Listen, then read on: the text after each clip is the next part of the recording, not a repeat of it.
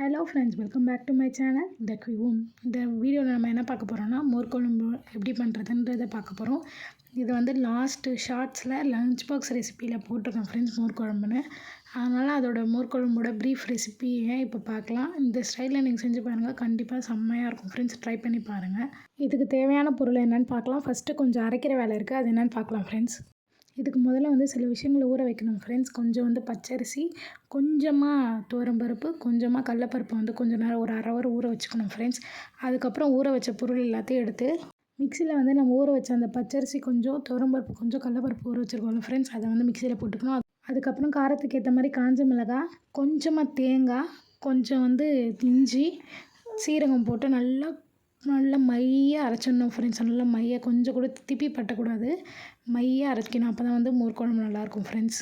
மோர் குழம்பு எப்படி வேணால் வைக்கலாம் ஃப்ரெண்ட்ஸ். சாதாவும் வைக்கலாம், வெண்டைக்காய் போட்டு வைக்கலாம், சேப்பங்கிழங்கு போட்டு வைக்கலாம், பூசணிக்காய் போட்டு வைக்கலாம். இப்போ நான் பண்ணது வந்து வெண்டைக்காய் மோர் குழம்பு ஃப்ரெண்ட்ஸ். அது எப்படி பண்ணணும்னா, முதல்ல வந்து கொஞ்சம் கடாயில் எண்ணெய் ஊற்றிட்டு வெண்டைக்காவை போட்டு கொஞ்சம் உப்பு போட்டு நல்லா வந்து சாட்டை பண்ணி வறுத்து எடுத்துக்கணும் ஃப்ரெண்ட்ஸ். அப்போ தான் வந்து அந்த மோர் குழம்புல போடும்போது அப்படியே அந்த சாகி ஆகிடாமல் நல்லாயிருக்கும் ஃப்ரெண்ட்ஸ். நம்ம கடைசி வரைக்கும் அந்த மொறுமொறுப்பு தன்மையோடவே இருக்கும் மோர் குழம்புல. அதனால் வந்து கொஞ்சமாக வந்து எண்ணெய் ஊற்றி அந்த மாதிரி நம்ம உப்பு போட்டு வறுத்து எடுத்துட்டோன்னா அந்த வெண்டைக்காய் சாப்பிடும்போது அந்த உப்பு டேஸ்ட்டோடு நல்லாயிருக்கும் ஃப்ரெண்ட்ஸ். அதனால தான் இப்போ ஒரு கடாயை வச்சுட்டு அதில் கொஞ்சோண்டு எண்ணெய் ஊற்றணும். இதில் எண்ணெய் கம்மியாக தான் தேவைப்படும். நிறைய எண்ணெய் ஊற்றிட்டிங்கன்னா நல்லா இருக்காது ஃப்ரெண்ட்ஸ். கொஞ்சமாக எண்ணெய் ஊற்றிட்டு கடுகு, சீரகம் போட்டு நல்லா ஃப்ரை ஆன பிறகு கறிவேப்பிலை, வெங்காயம் நீட்டாக ஸ்லைஸ் பண்ணி வச்சுருக்கேன். அந்த வெங்காயம் கொஞ்சம் அதை நிறையலாம் தேவைப்படாது. ஸ்லைஸ் பண்ணது போட்டு பச்சை மிளகாய் போட்டு வதக்கி எடுத்துக்கோங்க ஃப்ரெண்ட்ஸ். இப்போ வந்து நான் அரைச்சது எப்படி இருக்கணும்னா, இந்த மாதிரி தான் மையாக இருக்கணும், ஃபைன் பேஸ்ட்டாக, குறன்னு இருக்கக்கூடாது ஃப்ரெண்ட்ஸ். அதுக்கப்புறம் வந்து கொஞ்சமாக வதங்கினா போதும். வெங்காயம் வதங்கினோடனே தக்காளி போட்டு நல்லா வதக்கிடுங்க ஃப்ரெண்ட்ஸ். கொஞ்சம் தக்காளியும் நல்லா வதங்கட்டும். ராஸ்மெல் போன பிறகு அதில் கொஞ்சமாக வந்து மஞ்சத்தூள் போட்டுக்கோங்க ஃப்ரெண்ட்ஸ்.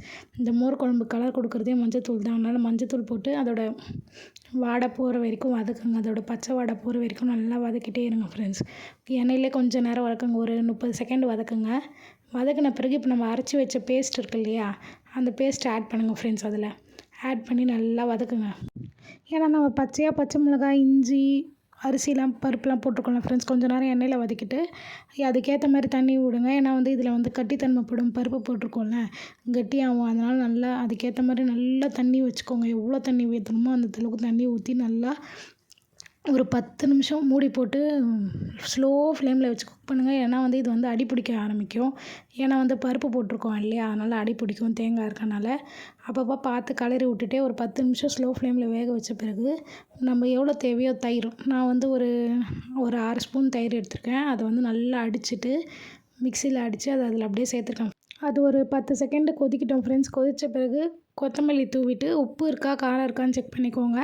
அப்புறம் நம்ம வந்து வதக்கி வச்சுருக்கோம்ல எண்ணெயில், கொஞ்சமாக எண்ணெய் விட்டு வெண்டைக்காய் அதில் சேர்த்துட்டு ஒரு 5 செகண்ட்ஸ் விட்டுட்டு ஆஃப் பண்ணிவிடுங்க ஃப்ரெண்ட்ஸ். அவ்வளோதான், செம்ம டேஸ்டியான மோர் குழம்பு ரெடி ஃப்ரெண்ட்ஸ். இதுதான் நான் என்னோடய ஸ்டைலில் எப்படி தான் வைப்பேன். நான் எப்போவுமே வந்து வெண்டைக்காய் மோர் குழம்பு தான் வச்சுருக்கேன்.